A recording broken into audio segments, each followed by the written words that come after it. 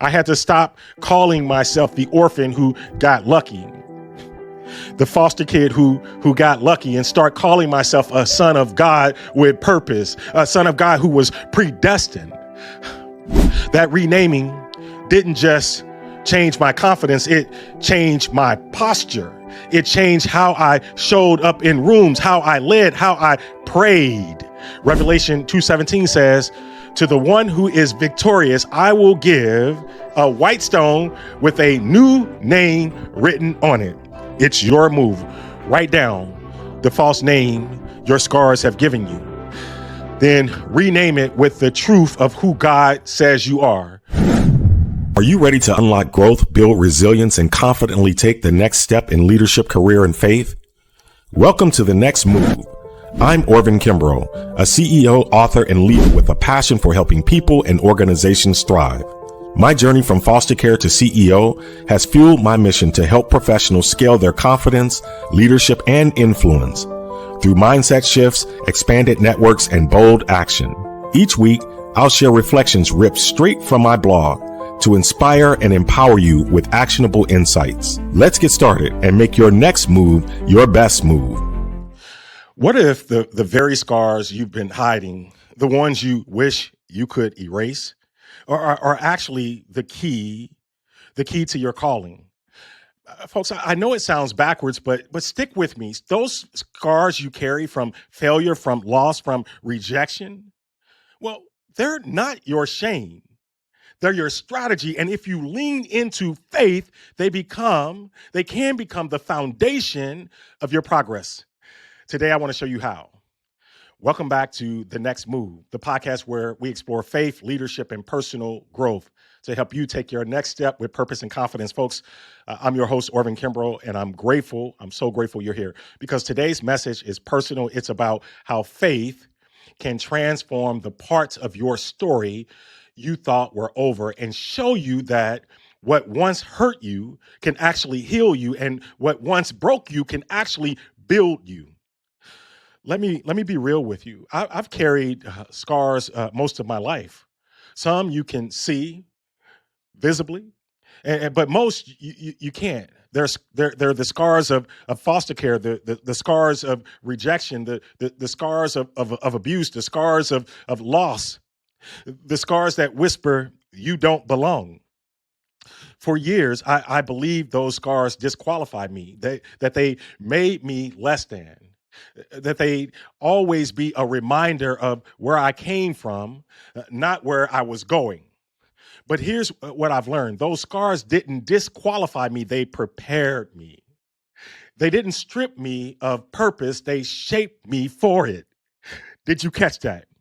The very thing you think disqualifies you might be the very thing God uses to equip you.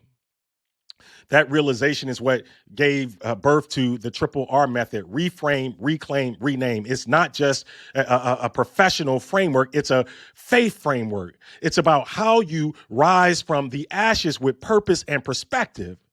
So today, let's take a moment and walk through the 3R method, not for your job, not for your finances, but for your faith. Number one, reframe your thinking. You see, a lot of people believe scars prove they're broken, but faith tells us a different story. The Apostle Paul writes in 2 Corinthians 12:9, my grace is sufficient for you, for my power is made perfect in weakness. That verse isn't pretty words, it's a promise.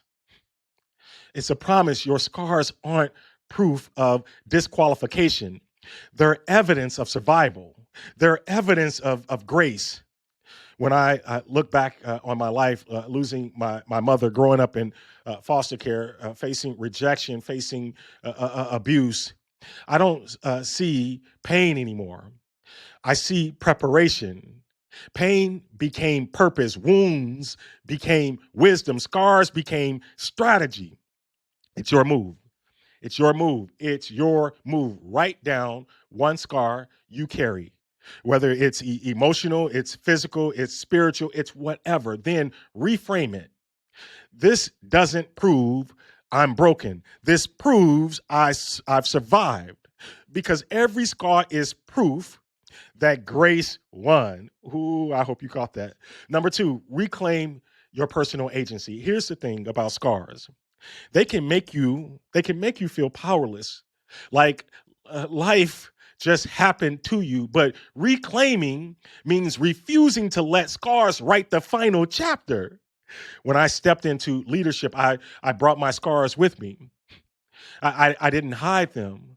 I let them teach me. They reminded me that I had already survived harder things than boardroom politics, than financial pressure or public doubt. Because of that, I could speak boldly. I could lead authentically. I could walk into rooms that once intimidated me with confidence born from pain overcome. Oh, that was good. Reclaiming is saying, yes, that happened, but it no longer defines me. Your move. Folks, it's your move. It's your move. It's your move. Identify one way your scars have already shaped your strength. Write it down. Then choose to live from that strength this week, not from fear, not from comparison, but from faith. Because reclaiming is how you move from being a survivor to being a steward of your story. Number three, rename your identity. Folks, this is a big one. Too many of us are still walking around with false names attached to our scars, like names like abandoned, names like unworthy, names like not enough. But in Christ, you get a new name. You are chosen. You are redeemed. You get a new name. You are called.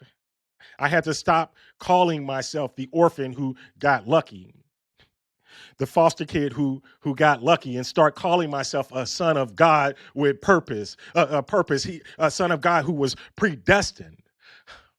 That renaming didn't just change my confidence, it changed my posture. It changed how I showed up in rooms, how I led, how I prayed. Revelation 2:17 says, to the one who is victorious, I will give ... a white stone with a new name written on it. It's your move. It's your move. It's your move. Write down the false name your scars have given you. Then rename it with the truth of who God says you are. I'm not rejected. I am redeemed. I am not broken. I am blessed. I am not forgotten. I am found. Did you catch that? You can't walk in purpose if you're still answering to the wrong name. Let me tell you something real. Years ago, I walked into a meeting where I was the youngest person in the room. I was the only Black man in the room and the only one from a foster care background, the only one. Everything about my scars told me I didn't belong, but those same scars gave me perspective no one else had. They gave me the courage to speak truth that others couldn't see. And when I did, the room shifted. People leaned in. Respect grew. My scars didn't silence me. Folks, guess what? They qualified me. So here's the bottom line. Your scars are not your shame. Your scars are not your story. Your scars are not they are your strength. They are your strategy. Reframe them, reclaim them, rename them. Do that, and you won't just carry scars. You'll rise with them. You'll walk in purpose, not pain. You'll live in calling, not comparison. Because the same God who allowed your scars, oh, catch this, the same God who allowed your scars also anointed. Ooh, thank you. The same God, the same God, the same God, the same God who allowed your scars also anointed, also anointed your future. Thank you for joining me on The Next Move. Here's my challenge. Here's my challenge this week. Write down one scar you've been ashamed of. And beside it, write the strength it gave you. That's where your purpose is hiding. Folks, that's where your purpose is hiding. And if you want to go deeper, visit me at orvinkimbrough.com to learn about the Thrivers Path, where I walk with people like you to turn scars into strategy and stuck seasons into growth.